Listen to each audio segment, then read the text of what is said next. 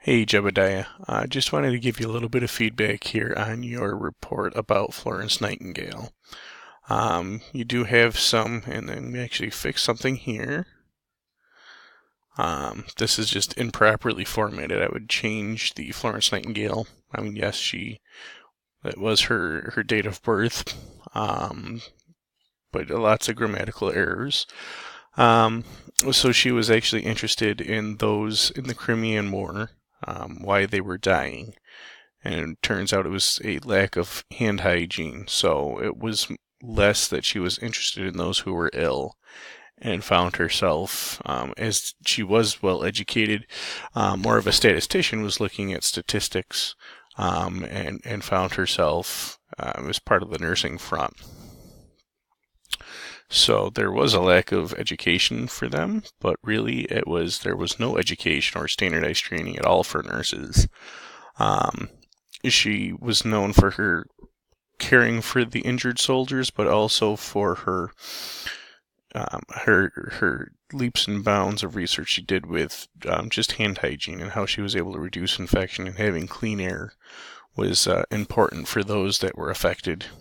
She did not receive the Medal of Red Cross from St. George of Queen Victoria, but she was the first recipient of the Royal Red Cross. I see you have tried to reference our nursing book from Catalano. However, that is inappropriately formatted. We need to use APA style formatting, and when citing our books. So this is incorrect. There's not a reference sheet for this either. I know we have gone over that in class, so we need to make sure we are citing appropriately. Again, we need to be careful with our grammatical issues here, so just making sure we're understanding how to appropriately and professionally write. It's going to be a big thing as far as going into further into your nursing education. The lamp is what Florence used to, remember, bring light to those through the night as she was caring for them. She was known as the Lady of the Lamp.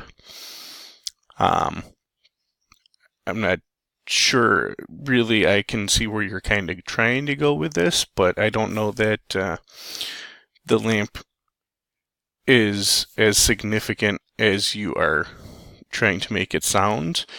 And I think you're just trying to pull stuff out of thin air here a little bit. I mean, we need to make sure we're using valid research. So remember, the nursing cap is not for the unchanging values of wisdom, etc., etc. The caps were used to keep their hair kept, because remember, the caps were part of the nunnery. So those were actually the first nurses, remember, were considered deaconess. So the caps, again, kept hair out of neat and kempt, not necessarily out of their face. And please remember, too, that washing floors were not a required nursing skill. It was hand hygiene that was the foundation of Florence's education and teaching. And remember, too, that the nursing caps, moving forward, started to differentiate the different schools from each other, so those graduates could be easily identified. Flo did not show us that we need to strive to maintain a high standard of care and education. She reminded us that simple tasks such as hand hygiene can have a major impact on those we care for. So yes, while having higher education, licensure, and certifications is important, we need to maintain a professional and clean environment for our patients. They don't necessarily care about our education level. They care that we are competent to care for them.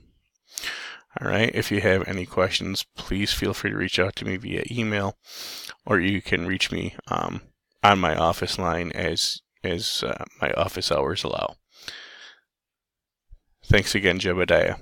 You're on the right track, but I think we can work through this together a little bit more, okay?